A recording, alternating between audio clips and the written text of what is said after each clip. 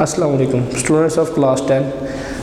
Today our lecture is about chemistry first chapter, chemical equilibrium. Chemical equilibrium में हम सबसे पहले देखते हैं केमिकल इक्विलिब्रियम होता क्या है। पहले तो हम बात करते हैं केमिकल, तो हमें पता है कि केमिकल को कहते हैं कोई भी केमिकल रिएक्शन हो उसको हम कहते हैं, जैसे केमिकल रिएक्शन जिसमें हमने केमिकल्स को इन्वॉल्व किया हो। अगर हम केमिकल इक्विलिब्रियम की बात करें, इक्विलिब्रियम वर्ड निकला है इक्वल से वर्ड इक्विलिब्रियम निकला है, और इक्विलिब्रियम के मतलब है हम उसको लेते हैं कि अगर हम दोनों रिएक्शंस यानी दो रिएक्टेंट है हमारे पास, दोनों को यूटिलाइज करके हम प्रोडक्ट बना रहे हैं। हम देखते हैं कि एक स्टेज ऐसी आती है कि अगर हमने 100% रिएक्टेंट रखा है तो 50% रिएक्टेंट यूज़ हो गया और 50% प्रोडक्ट बन गया है। ये स्टेज कौन सी होगी? इक्विलिब्रियम की, कि जितने रिएक्टेंट रह गए हैं उतने ही आगे प्रोडक्ट बन चुके हैं। ये स्टेट को हम बोलते हैं equilibrium state. Equilibrium state study करने से पहले हम कुछ जो रिएक्शंस हैं उनके मुतालिक स्टडी करते हैं। रिएक्शंस हमारे पास दो टाइप्स के हैं। रिएक्शंस में हमारे पास दो टाइप कौन से हैं जी? Reversible, irreversible. Reversible and irreversible. अगर हम इनकी डेफिनेशन में जाए, बेसिकली रिवर्सिबल हम कहते हैं रिवर्स, जो चीज़ रिवर्स में आए। इसका वर्ड का मतलब ही हमने लेना है रिवर्स से। रिवर्स यानी जो चीज़ इन विच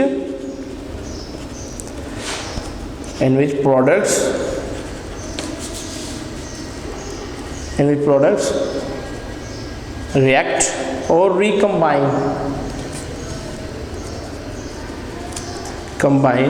to form product over reactant। इसमें हम क्या कहते हैं कि अगर हमने लिया रिएक्टेंट ली है तो प्रोडक्ट बन गए हैं, तो प्रोडक्ट क्या करेंगे? दोबारा रिएक्ट करके वो रिएक्टेंट बना देंगे। कैसे? प्रोडक्ट की डीकम्पोजिशन हो जाएगी, यानी जो प्रोडक्ट बना है वो दोबारा टूट के किस में आ जाएगा? रिएक्टेंट में आ जाएगा। इसी रिएक्टेंट में आने की वजह से अगर हम बात करते हैं इरिवर्सिबल की, इरिवर्सिबल में हम देख देंगे in which products do not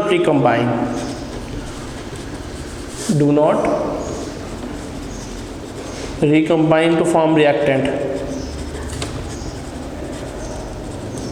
कि इसमें रिएक्टेंट नहीं बनेगा, इसमें रिएक्टेंट नहीं बनेगा। हम इसकी एग्जांपल्स लेते हैं। अगर हम लेते हैं हमारे पास hydrogen plus iodine plus hydrogen, तो हम क्या कहेंगे? Hydrogen iodide I2H2 2HI। अगर हम इसका रिवर्सिबल अगर हम इसका रिवर्सिबल बनाएं तो हम कह सकते हैं हाइड्रोजन और आयोडीन में इसकी ब्रेकडाउन हो सकती है। ये दो रिएक्शंस हैं। हम सबसे पहला रिएक्शन देखते हैं, आयोडीन और हाइड्रोजन ने कंबाइन करके क्या बनाया? हाइड्रोजन आयोडाइड बनाया। इसमें क्या थे? ये रिएक्टेंट्स, प्रोडक्ट। हम देखते हैं कि इरिवर्सिबल रिएक्शन को हम किससे शो करते हैं? सिंगल एरो हेड लाइन से। सिंगल एरो हेड लाइन से इसलिए यूज़ करते हैं क्योंकि उसमें प्रोडक्ट ने टूट कर दूसरा रिएक्टेंट नहीं बनना। लेकिन जब हम देखते हैं कि नीचे जो रिएक्शन है जो डबल हेडेड एरो के साथ है, उसमें देखिए हाइड्रोजन आयोडाइड जो प्रोडक्ट बना हुआ था वो टूट के किस में बना है? हाइड्रोजन आयोडीन में। ये डबल हेडेड जो है इसमें हम क्या बोलते हैं? डबल एरो, उसको हम रिवर्सिबल रिएक्शन। ये कौन सा रिएक्शन है? Reversible reaction. ये थी बेसिक जो दो किस्म के हमारे पास रिएक्शन होते हैं, basically reversible and irreversible.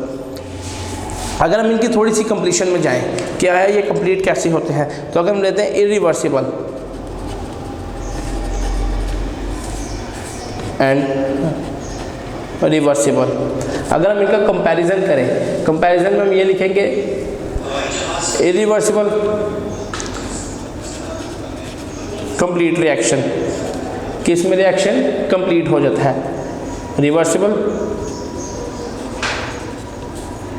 Reaction not completes, कि रिएक्शन पूरा ही नहीं होता, रिएक्शन है नॉट कंप्लीट्स। इसमें product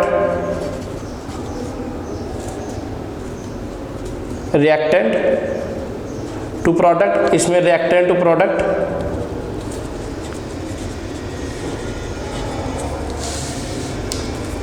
then product to reactant. यानी ये मेरे प्रोडक्ट किससे मिल टूट जाएगा? रिएक्टेंट से। उसके बाद denoted single head, denoted by single head, denoted by double arrow. Double arrow से डिनोट किया जाता है।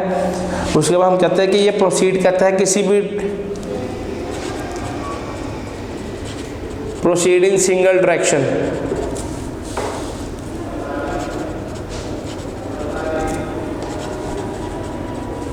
प्रोसीड इन एवरी डायरेक्शन, कि यानी ये हर डायरेक्शन में प्रोसीड कर सकता है। ये था थोड़ा सा कंपैरिजन और डिफरेंसेस जो थे किसके दरमियान, इरिवर्सिबल एंड रिवर्सिबल। ये कुछ पॉइंट्स हैं जिनके लिहाज से क्या रिवर्सिबल रिएक्शन अकर करते हैं और इरिवर्सिबल रिएक्शन अकर करते हैं। रिवर्सिबल और इरिवर्सिबल रिएक्शन होने के बाद हम इनको कुछ और नाम से भी पढ़ते हैं, जैसे कि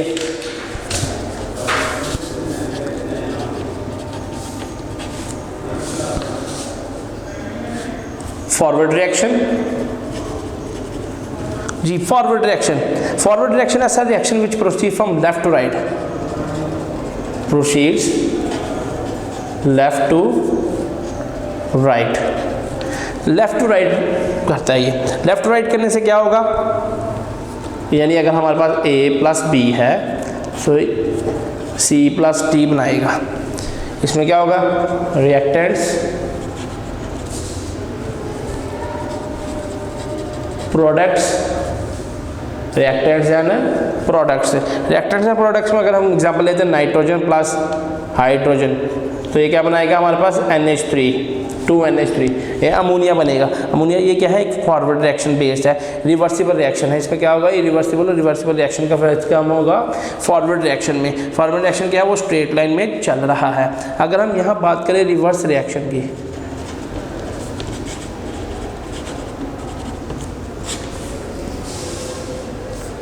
रिवर्स रिएक्शन, जी रिवर्स रिएक्शन क्या होगा, बिल्कुल उससे opposite, it proceeds from right to left,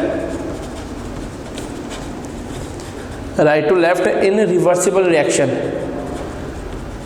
in reversible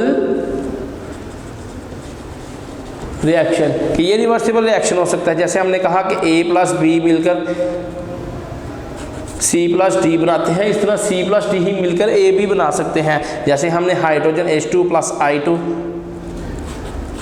2HI, hydrogen iodide बनाया। हाइड्रोजन आयोडाइड टूटने के बाद क्या बना सकता है, हाइड्रोजन भी बन सकते हैं और आयोडीन भी बन सकता है। ये है reverse based of reversible reaction, ये रिवर्स बेस्ड रिएक्शन की इकसाम है। इसमें अगर हम हाइड्रोजन और आयोडीन की बात करें तो हाइड्रोजन आयोडाइड ये पर्पल कलर सोल्यूशन होगा, लेकिन ये कलरलेस। रिवर्सिबल और इरिवर्सिबल के रिएक्शंस के बाद, फॉरवर्ड बेस्ड रिएक्शंस के बाद अगर हम जो स्टडी करने की बात है वो है केमिकल इक्विलिब्रियम स्टेट। जैसे कि हमारे चैप्टर का नाम भी केमिकल इक्विलिब्रियम ही है, फिर उसी से हम हिसाब लगाएंगे केमिकल इक्विलिब्रियम स्टेट हम स्टडी करते हैं कि बेसिकली केमिकल इक्विलिब्रियम बोला कब जाता है, कि रिएक्शन में इक्विलिब्रियम कब आया है, कैसे आया है, फिर वो स्टेट अकर करने के बाद रिएक्शंस क्या करते हैं। जी chemical equilibrium state, chemical equilibrium state कहता है जब rate of forward reaction,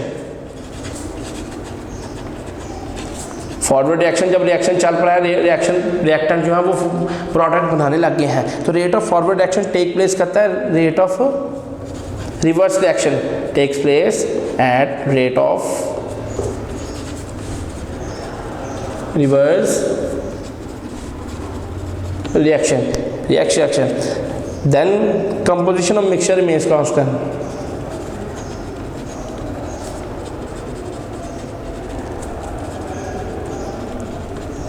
Chemical equilibrium state is a type of reaction when the rate of forward reaction take place at the rate of reverse reaction, then the composition of the reaction of a mixture remains constant. क्या कह सकते हैं हम कि जब rate of forward reaction चल रहा है, फॉर एग्जांपल हमारे पास हाइड्रोजन प्लस आयोडाइड है, तो इसने हाइड्रोजन 2HI हाइड्रोजन आयोडाइड बना दिया है, तो हम बताने के बाद क्या बोलेंगे कि जो रेट का इसका रिएक्शन है वो बिल्कुल बराबर चल रहा है। अगर ये 50% यूज़ हो गया है तो ये 50%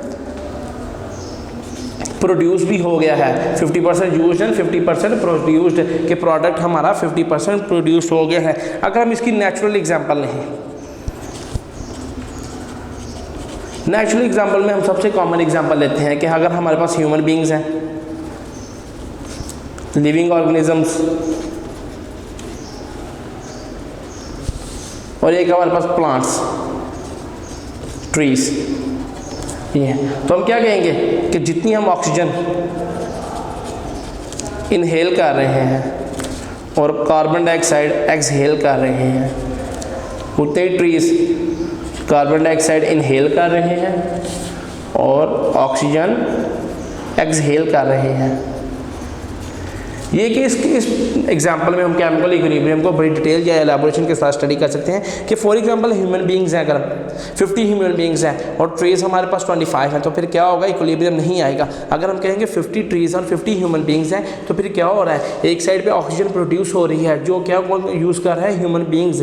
ऑक्सीजन कौन यूज़ कर रहा है, ह्यूमन बीइंग्स। ह्यूमन बीइंग्स की कार्बन डाइऑक्साइड एक्सहेल करने को वो कौन कंज्यूम कर रहा है, प्लांट्स। प्लांट्स क्या करते हैं, कार्बन डाइऑक्साइड कंज्यूम करते हैं, ऑक्सीजन रिलीज करते हैं। लेकिन ह्यूमन में क्या है कि वो ऑक्सीजन कंज्यूम करते हैं और कार्बन डाइऑक्साइड रिलीज करते हैं। ये जो है नेचुरल प्रोसेस है responsible of existence of life का, कि लाइफ कैसे एग्जिस्टेंस है। लाइफ की एग्जिस्टेंस भी किसकी बुनियाद पे है, इक्विलिब्रियम की। अगर हम अदर एग्जांपल्स लें कि किसी भी लेक की ले लें तो वहाँ भी इक्विलिब्रियम ही है। अगर छोटी मछलियाँ मौजूद हैं तो बड़ी मछलियाँ भी मौजूद हैं। मौजूद क्या हमने हर एक चीज़ को बैलेंस में रखा गया है। जब बैलेंस की बात की जाए तो तब इक्विलिब्रियम की बात सबसे पहले जाहिर होती है।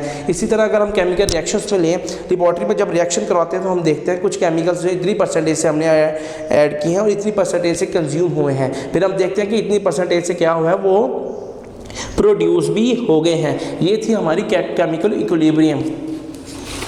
नेक्स्ट हमारे पास static equilibrium. Static equilibrium, static equilibrium में कि जब रिएक्शन स्टॉप हो जाए, व्हेन reaction ceases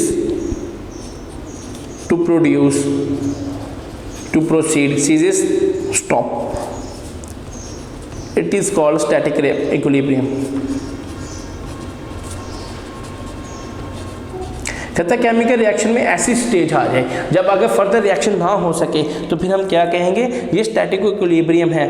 इसमें सबसे कॉमन एग्जांपल जो इसकी लेते हैं वो है बिल्डिंग की। कहता है a building remains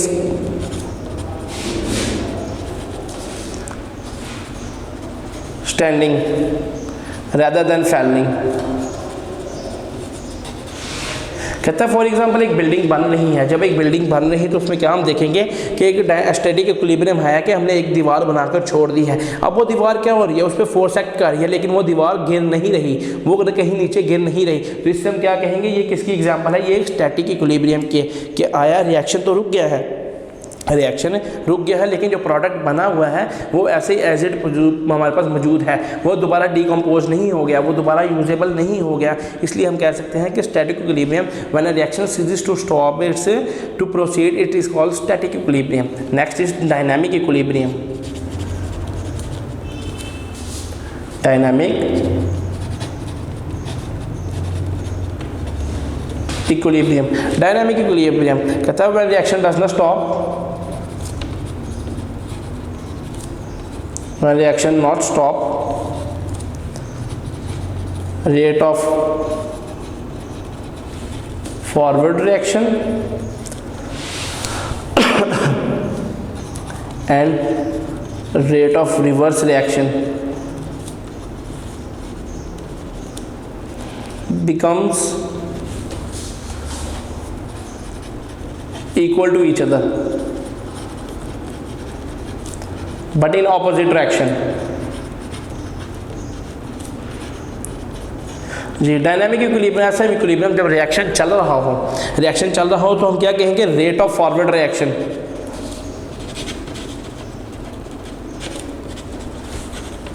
rate of forward reaction is equal to rate of reverse reaction.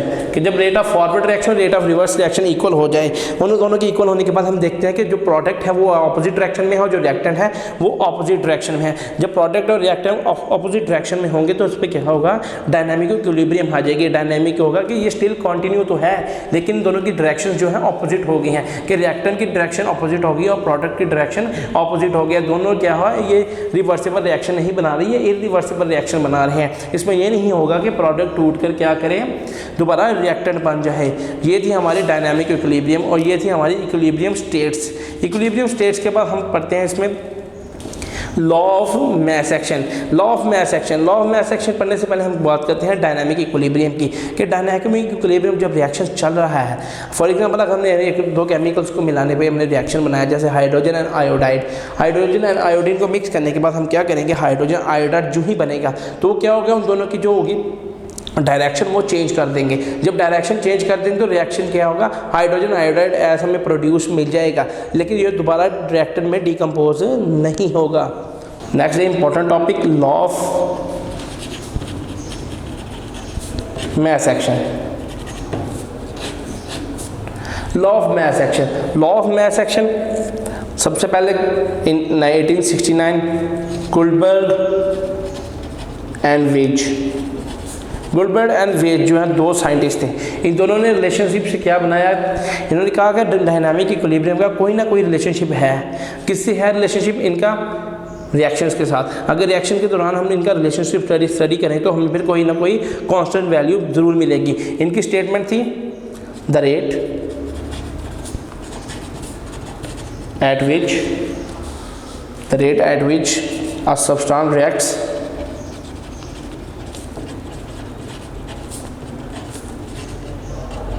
is directly proportional to its active masses, and rate of reaction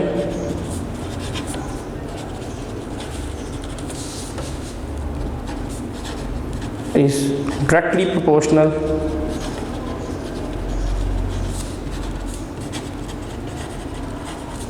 to product of masses.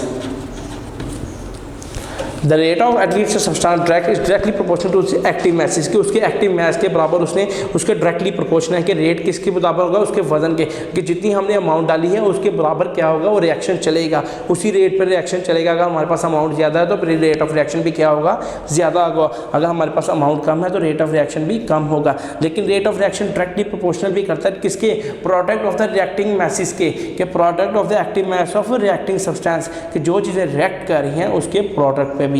हम कंसीडर करते हैं general reaction, a general reaction. A general reaction is carried out between A plus B and the product is C plus D. Reactants, products, and the molar concentrations mole per decimeter cube. Mole per decimeter cube. Rate of forward reaction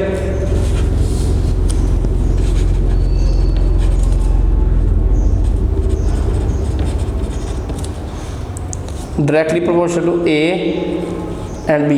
rate of forward reaction directly proportional होता है ए और B के। ए और B की क्यों होता है, क्योंकि इन्होंने रिएक्शन को आगे प्रोसीड करना होता है, कि जो ही रिएक्शन किसकी वजह से चलना है, ए रिएक्टेंट्स की मौजूदगी में। तो फिर फॉरवर्ड रिएक्शन हमारा किसके ऊपर बेस करता है, रेट ऑफ ए और बी। ए और बी रिएक्शन करने के बाद हम क्या कहते हैं, कि हम कहते हैं कि जो फॉरवर्ड रिएक्शन है उसके बाद हम उसका। वीडियो पसंद आई तो लाइक करें, अपनी राय कमेंट करें। ऐसे ही मजीद वीडियोस के लिए हमारा चैनल सब्सक्राइब करें और बेल का आइकन दबाएं ताकि आपको हर वीडियो का नोटिफिकेशन मिलता रहे।